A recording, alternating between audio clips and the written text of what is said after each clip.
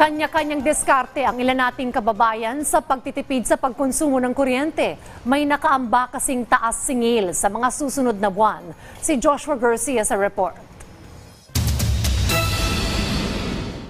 Hinay-hinay muna sa konsumo ng kuryente ngayon ng mga customer ng Meralco. Kasabay ito ng abiso ng kumpanya hinggil sa tataas na generation charge sa mga susunod na buwan. Katulad ni Sheila na may tindahan at 6,000 pesos ang karaniwang bill sa Meralco buwan-buwan. Wala naman anya silang magagawa kung hindi ang magtipid dahil sila din na mahihirapan sa pagbabudget ng kanilang gastusin kung sa kuryente lang mapupunta ang kinikita nila araw-araw. Wala naman choice kundi magtipid kasi nag-aircon kami, so araw-araw kami nag-aircon, ay gabi-gabi nag-aircon kami. So siguro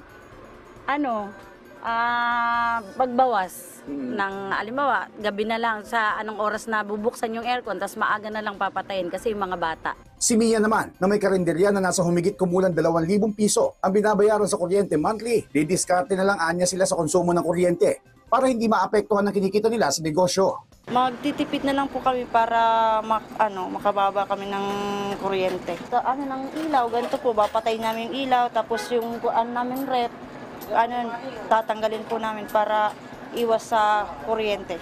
Ayon sa Meralco, ang nasabing adjustment ay base sa iniutos ng Energy Regulatory Commission sa lahat ng distribution facilities at electric cooperatives. Nahatiin ang pagkolekta sa loob ng 4 na buwan mula ngayong buwan ng Hunyo hanggang Setyembre na bayarin sa Wholesale Electricity Spot Market o WESM. Ayon sa Meralco, hindi bababa sa 77 centavos per kilowatt hour ang matadagdag kada buwan sa generation charge mula July hanggang September. Kaugnay nito ay iuusog din ang due date para magkaroon ng sapat na oras ang kanilang mga customer na mabayaran ang kanilang mga bill kasabay ng mga nangyaring pagbabago. Joshua Garcia para sa Pambansang TV sa Bagong Pilipinas.